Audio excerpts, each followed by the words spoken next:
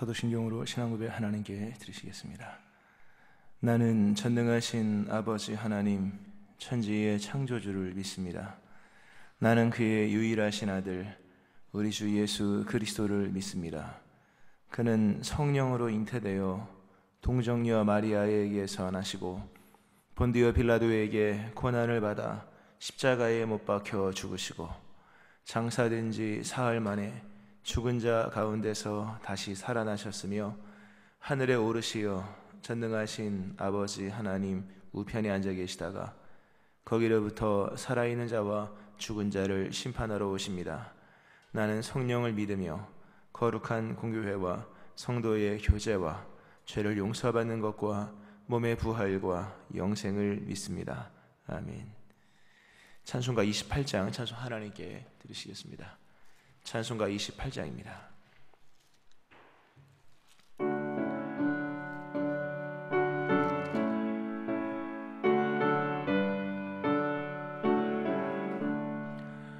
복의 근원 강림하사 찬송하게 하소서. 한량없이 자비하심 측량할 길 없도다. 천사들의 찬송가를 내게 가르치소서. 구속하신 그 사랑을 항상 찬송합니다. 주의 크신 도움 받아 이때까지 왔으니 이와 같이 천국에도 이르기를 바라네. 하나님의 품을 떠나 죄에 빠진 우리를 예수 구원하시려고 보혈을 흘려주셨네. 주의 귀한 은혜 받고 일생 빚진 자 되네. 주의 은혜 사슬 되사 나를 주께 매소서. 우리 마음은 연약하여 범죄하기 쉬우니 하나님이 받으시고 천국인을 시소서. 아멘. 기도하시겠습니다.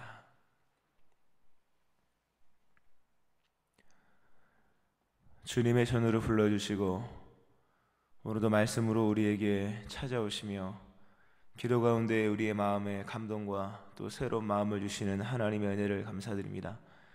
소망이 하나님께 있음을, 또 회복과 또 치유와 새로운 살 길이 주께 있음을 고백합니다. 오늘도 주님을 향하여 단잠을 깨우고 새로운 마음과 결단을 가지고 주님께 나와 기도하는 모든 자들을 기억하시며 주의 은혜와 주의 긍휼과 자비와 주의 회복과 치유하심의 역사들이 일어나기를 원합니다. 오늘도 우리에게 믿음을 더하여 주시오며 오늘도 말씀을 주시고 그 말씀에 순종하는 길을 갈 수 있게 하여 주옵소서. 오늘도 사랑하게 하시고 수고하게 하시며 또 거두게 하시고 감사하는 하루의 삶이 될 수 있게 하여 주옵소서. 성령으로 충만하게 하여 주옵소서. 오늘도 믿는 자로 살게 하여 주옵소서.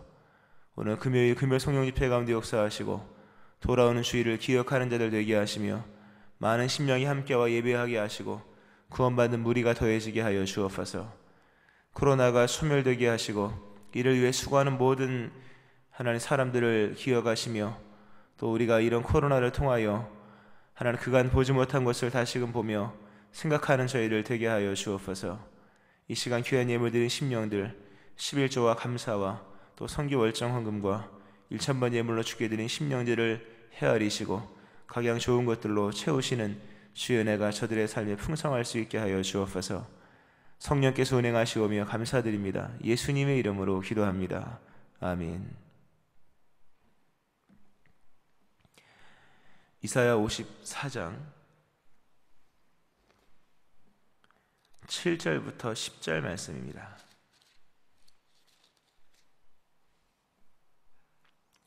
이사야 54장 7절부터 10절 말씀입니다.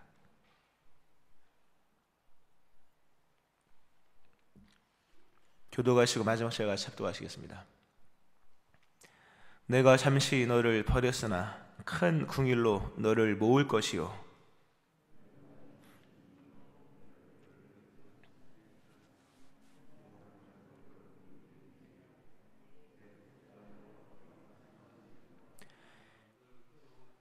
이는 내게 노아의 홍수와도 같도다. 내가 다시는 노아의 홍수로 땅 위에 범람하지 못하게 하리라. 맹세한 것 같이 내가 내게 노하지 아니하며 너를 책망하지 아니하기로 맹세하였노니 산들이 떠나며 언덕들은 옮겨질지라도 나의 자비는 내게서 떠나지 아니하며 나의 화평의 언약은 흔들리지 아니하리라. 너를 궁일이 여기시는 여호와께서 말씀하셨느니라. 아멘. 하나님의 은혜가 오늘 새벽에 나와서 예배하시는 여러분들이 함께 하시기를 주의 이름으로 축원합니다. 아멘.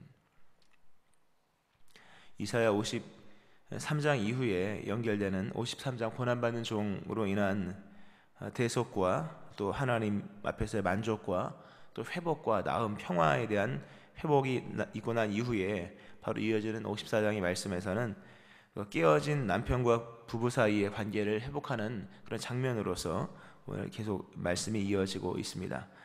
그리고 이 깨어진 하나님은 남편이고 이스라엘은 아내로서 설명이 되고 또 우리도 그 위치에 있는 것이죠. 우리도 하나님이 우리의 비유하자면 하나님은 남편이 우리는 아내인 것인데 가장 문제가 되는 것이 이 아내가 문제가 있었다라는 말씀을 드리고 또 특이한 점은 하나님께서 이스라엘 백성을 일단 부부 사이로 설명한 것을 보면서 이 남편과 아내, 이 가정을 이룬다고 하는 그 절대 조건은 뭐 집이나 돈이나 또는 뭐 환경이나 조건이 아니라 오직 사랑 하나로서 되어지는 거거든요.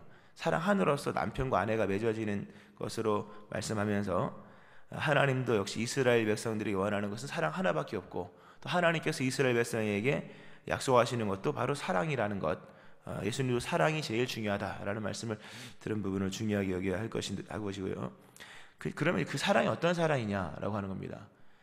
결국 이제 우리가 이 말씀 속에서 이사야 지금 54장의 말씀 속에서 이 아내로서 표현된 이 이스라엘은 사실 다시금 가정이 합쳐지기는 불가능한 그 음탕한 고뇌를 갖고 또 아직도 여러 가지 회복되지 못한 모습이 많이 있음에도 불구하고 이것이 이 사랑을 베푸는 좋은 남편으로 인하여서 회복이 되는 거거든요.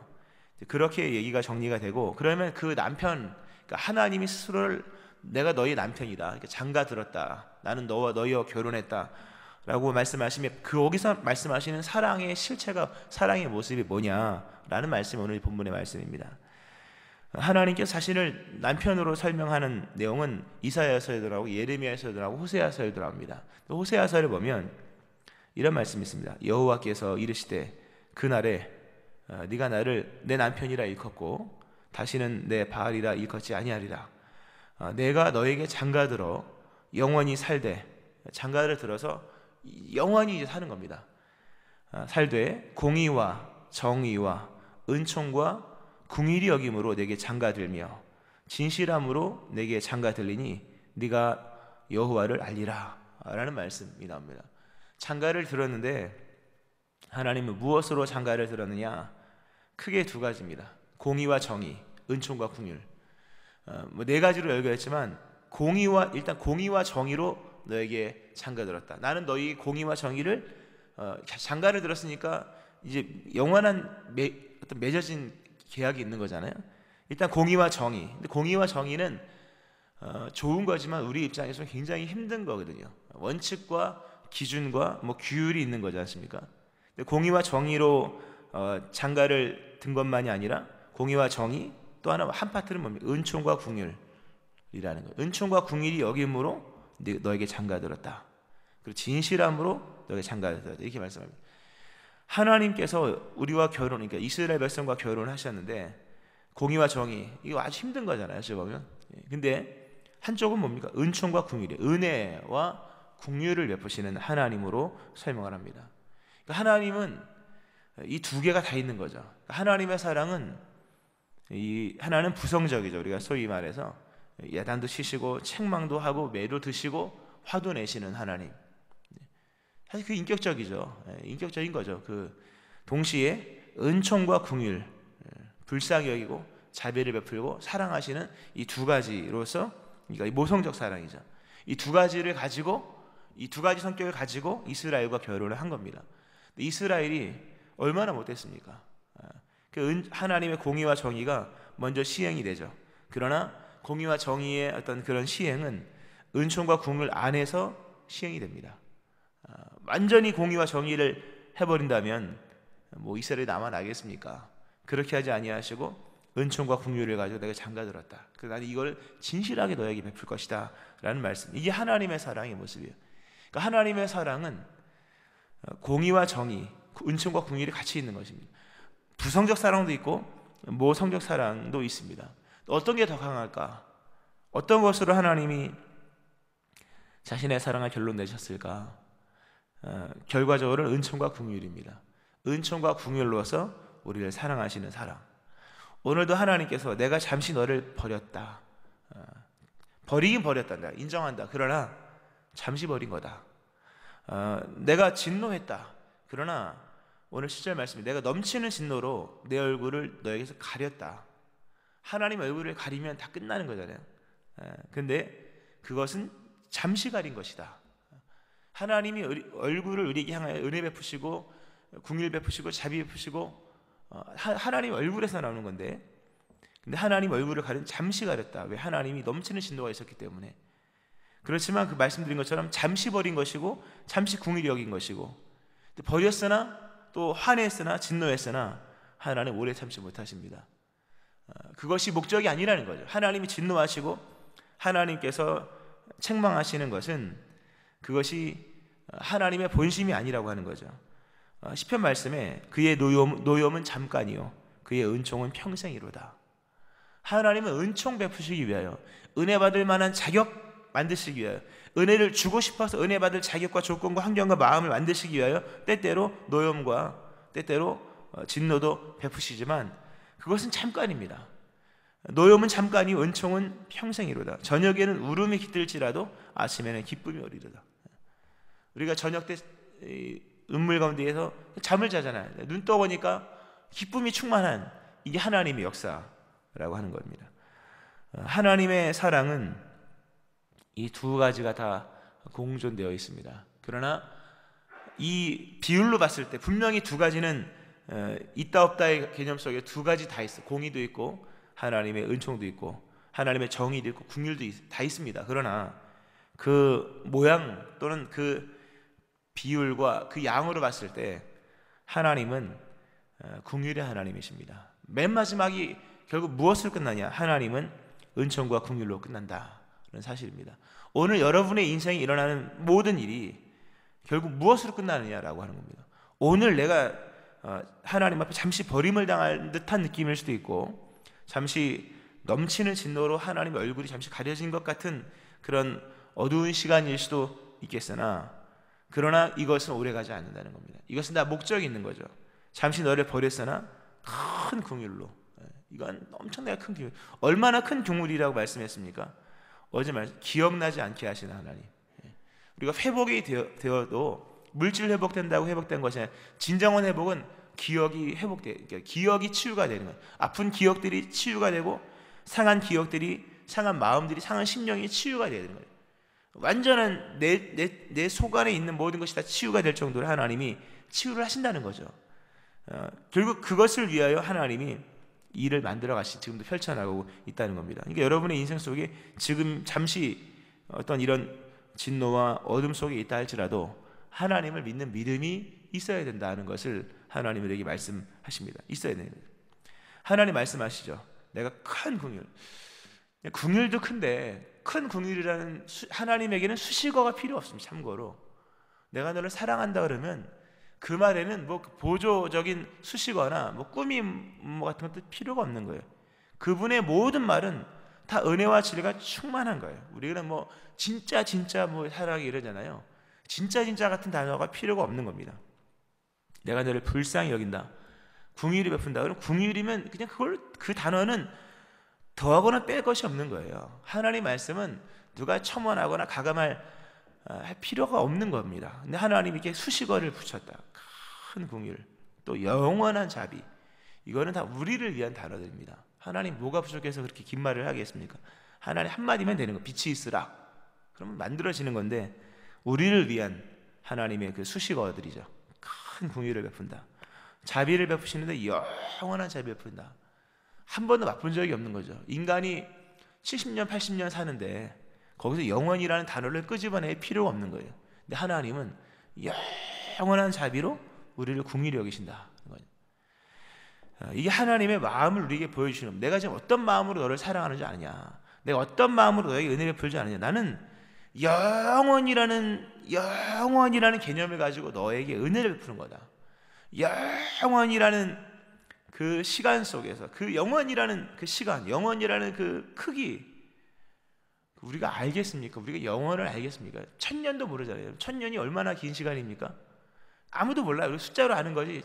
1000년이면 실제로 1000년을 산다고 생각해 보세요. 영원을 사는 것 같을 거예요, 아마.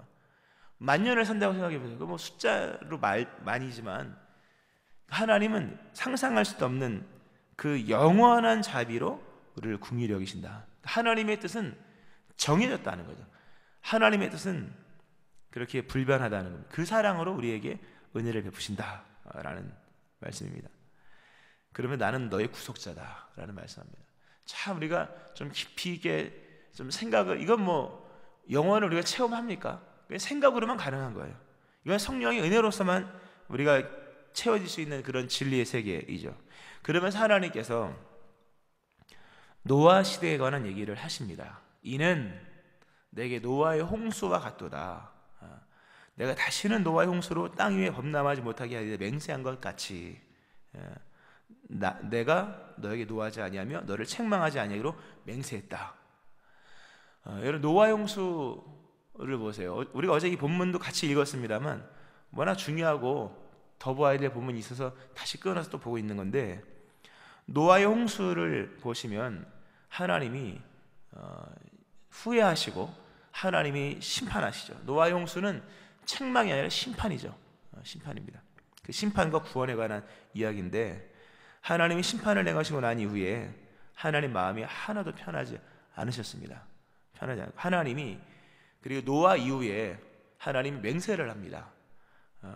하나님이 그렇게 말씀하죠. 내가 너희와 언약을 세우리니 다시는 모든 생물로 홍수로 멸하지 아니할 것이라 라는 말씀을 합니다.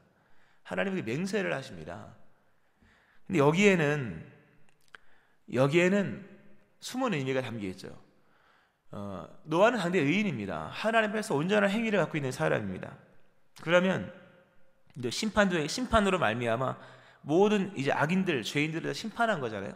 그럼 두 번 다시는 심판할 이유가 없는 거죠. 왜? 우리가 내용적으로, 그러니까 상식적으로, 논리적으로 들어간다면 모든 죄인은 다 죽었고 노아는 의인이잖아요. 그런데 하나님이 다시는 홍수로 멸하지 아니할 것이라 라는 말씀을 했다는 것은, 하나님이 노아의 자손들, 의인의 자손들이잖아요. 결국은 노아의 자손들이 어떻게 살아갈지에 대한 내용을 하나님이 훤히 보시는 거죠. 비록 그들이 심판을 면했으나 그들 역시 또다시 죄를 지을 거라는 것이 기정사실이기 때문이라는, 그렇지 않습니까? 그것이 기정사실인 거죠. 왜냐하면 여러분, 심판으로는 죄가 사라지지 않아요. 여러분, 노아의 홍수 심판으로 죄가 사라졌습니까? 죄가 사라져서 이 세계에 유지되는 게 아닌 거예요. 노아의 홍수로 인해서 죄인들이 다 죽고 노아가 당대의 의인이 남아있고 노아의 자식들이 자부와 함께 총 노아 포함해서 부인 8명이 남아있지만, 그 8명 그럼 죄가 사라진 사람들이냐? 노아 홍수 이후로도 죄는 사라지지 않았습니다. 심판으로 죄가 사라지는 건 아닙니다, 여러분. 지금 오늘 이 시대가 이렇게까지 유지된 것은 하나님의 언약이 있기 때문인 거예요. 하나님의 맹세가 있기 때문이라는 겁니다. 결국 이것은 우리가 그리스도 예수로 구원받고 난 이후에 우리가 영원한 생명을 얻을 수 있는 그 근본적인 그 내용이 뭔가를 보여주고 있는 거죠. 우리 예수 믿고 구원받았죠. 우리가 회개하고 죄사함 받았으나 이후에 죄 안 짓습니까? 우리의 죄는 하나님 보실 때 예수 믿기 전이나 예수 믿고 난 이후에나 목적이 달라지고 가치관이 달라지고 중심이 달라지고 우리의 죄를 대하는 태도는 달라졌을지 모르지만 죄를 짓는 결과적인 부분에서는 달라진 게 하나도 없어요. 우리가 죄를 져서 이제 옛날처럼 뭐 죄를 짓는 낙이 있는 건 아니잖아요. 죄가 슬픈 것이고 힘든 것이고 괴로운 것이고 우리의 초점이 천국이고 하나님의 나라와 의이고 우리가 사랑하려다 하다가 넘어져서 죄를 짓고 이런 좀 모양은 다를지 모르지만 결국 죄에 대한 그 결론, 결국 죄라는 것은 뭐 더 이상 결론이 없는 거예요. 그 자체가 결론인 거죠. 그 사망을 불러올 것이고 그 사실은 불변한 거죠. 그럼에도 우리가 우리에게 있는 영원한 생명이 폐하여지지 않는 그 근거가 뭐라고 생각하십니까? 그것은 하나님의 맹세예요. 화평의 언약으로 맺어진 그 하나님의 맹세인 거예요. 화평의 언약. 내가 다시는 너에게 노하지 아니하며 너를 책망하지 아니하기를 맹세했다. 오늘 이 말씀 19절에도 나오죠. 또 그 노아 홍수 때 다시는 너에게 홍수를 멸하지 아니할 것이다. 이것은 노아가 이렇게 살았기 때문이 아닌 거예요. 노아의 후대가 이렇게 살았기 때문이 아니라 하나님이 언약을 세우셨기 때문입니다. 언약을 그분의 맹세의 이건 효력인 거예요. 맹세를 하셨기 때문에 하나님 홍수로 멸하지 않으시는 거예요. 홍수로 멸하지 않아도 될 만큼 인간이 그렇게 의롭게 살았기 때문이 아니라는 겁니다. 예수를 믿고 구원을 받아서 영원한 생명을 우리가 얻게 된 것은 우리가 의롭게 살기 때문이 아닌 거죠. 우리가 믿음으로 산다. 믿음의 생활이 아니라 정말 십자가 믿는 믿음 안에 있기 때문인 거죠. 우리가 영원한 생명을 얻을 수 있는 것은 하나님이 영원한 자비로 우리를 궁일이 여기시기로 맹세하셨기 때문인 거예요. 영원한 자비로 궁일이 여기시기로 맹세하셨기 때문에 이건 하나님의 맹세예요. 내가 다시는 너에게 노하지 않겠다. 책망하지 않겠다. 나의 자비가 너에게서 떠나지 않겠다. 나의 화평의 언약은 흔들리지 아니하리라. 굉장한 말씀들이에요. 오늘 말씀들은요.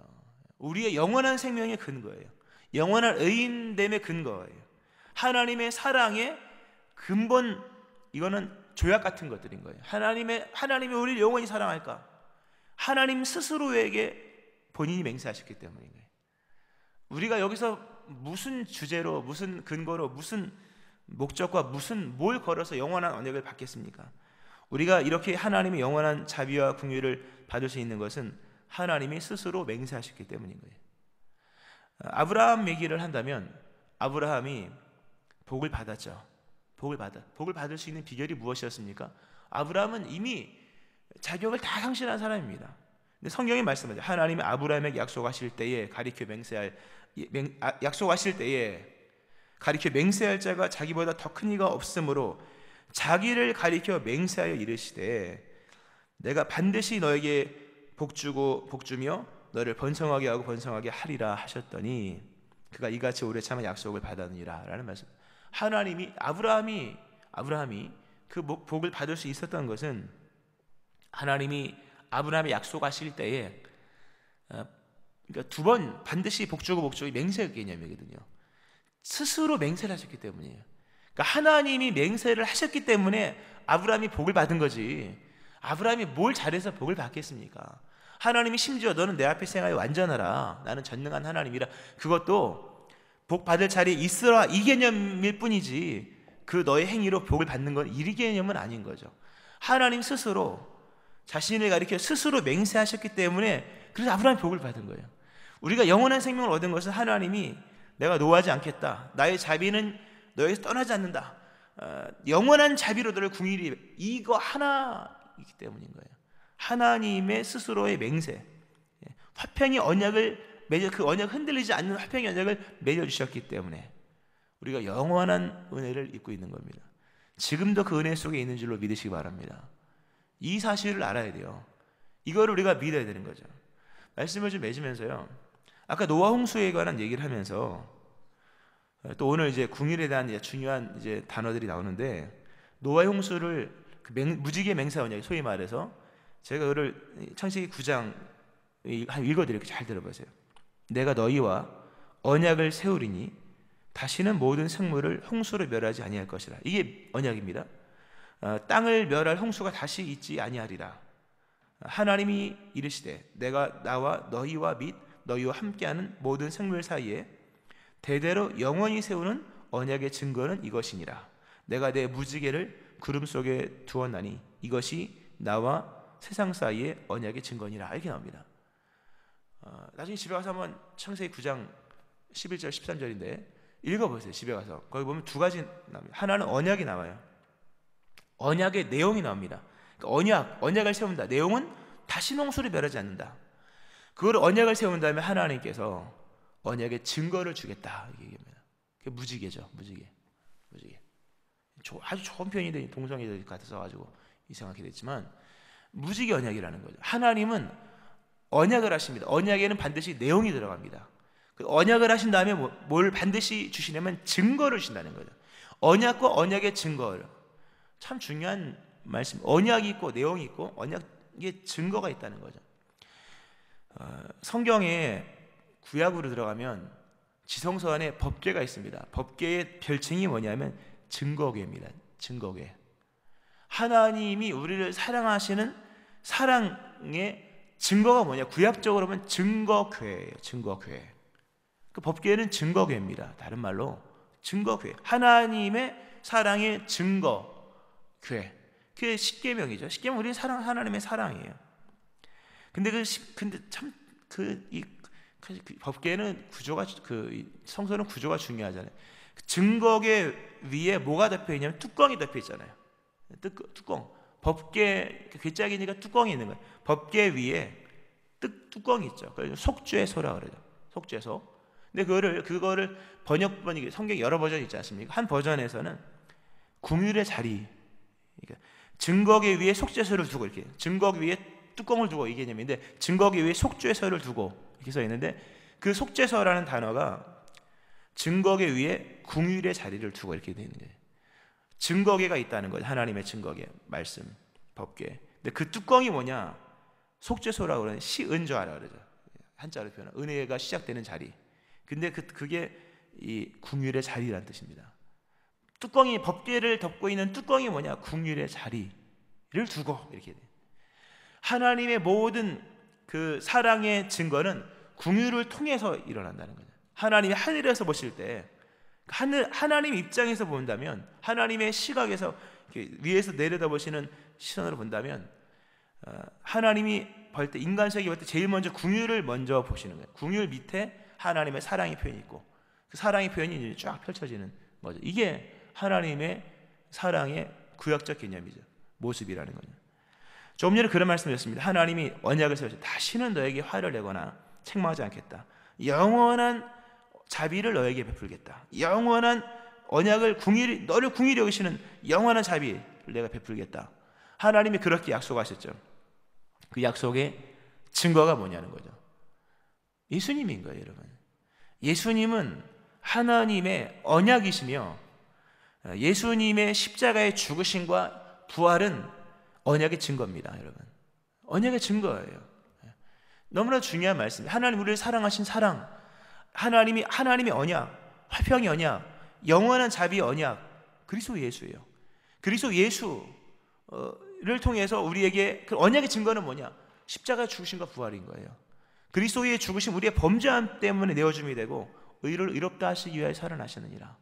우리가 이 십자가가 뭡니까? 이 십자가는 나에게 하나님이 영원한 자유를 베풀겠다는 이 하나님의 이 언약의 증거인 거예요. 나에게 책망하거나 노하지 아니하겠다. 나의 자비는 너에게 떠나지 않는다. 나의 화평은 흔들리지 않는다.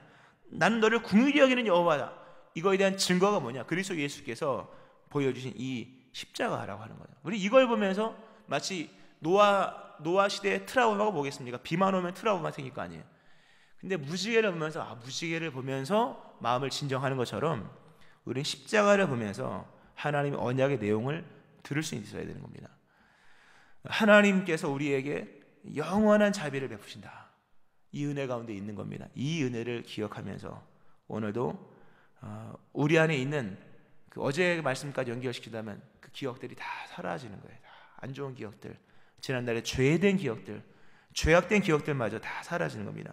오늘 이러한 이 귀한 은혜가, 이 은혜의 말씀이 여러분 심령 속에 깊이 새겨지고 이 말씀을 통하여 믿음이 새로워지고 하나님에 대한 이해와 또 하나님에 대한 새로운 결단과 오늘 하루를 살아가는 삶의 모양과 자세와 내용까지도 변화되는 역사가 일어나기를 주의 이름으로 축원합니다.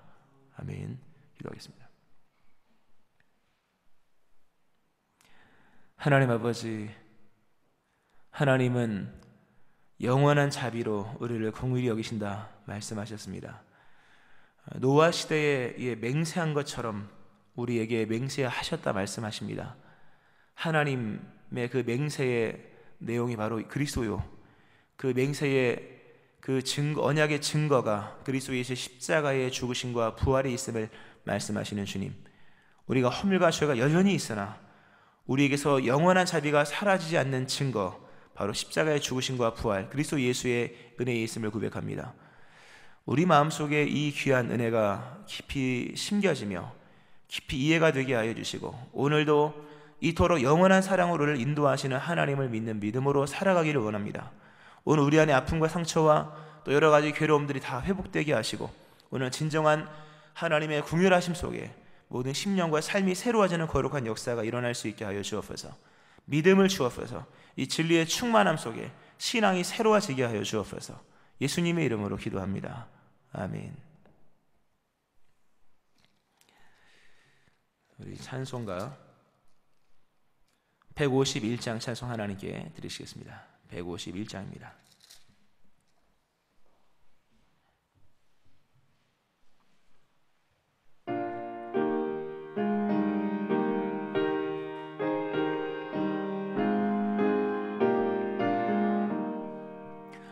만왕의 왕 내 주께서 외고 초랑했나 이 벌레 같은 날 위에 그 보혈을 흘렸네. 십자가 내가 처음 볼 때에 나의 맘에 큰 고통 사라져. 오늘 믿고 손에는 밝았네. 참 내 기쁨 영원하도다. 주 십자가 못 박힘은 속죄함 아닌가. 그 긍휼함과 큰 은혜 말할 수 없도다. 십자가 내가 처음 볼 때에 나의 맘에 큰 고통 사라져. 오늘 믿고 손에는 밝았네. 참 내 기쁨 영원하도다. 늘으로도 그 큰 은혜 다 갚을 수 없네. 나 주님께 몸 바쳐서 주의 일 힘쓰리. 십자가 내가 처음 볼 때에 나의 맘에 큰 고통 사라져. 오늘 믿고 손에는 밝았네. 참 내 기쁨 영원하도다. 오늘 이러한 은혜와 진리가 충만하기를 위해 기도하시고 또 오늘 금요 성령 집회를 위하여 또 돌아오는 주일 예배 위하여 구원받는 무리가 더해지기를, 또 새로운 교회 새로운 심령 위하여, 또 코로나의 종식과 예배 회복을 위하여 또 여러분의 기도 제목 가지고 주의 세 번 부르실 홍성으로 기도하시겠습니다. 주여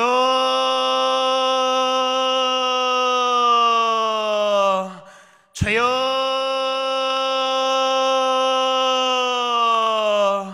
주여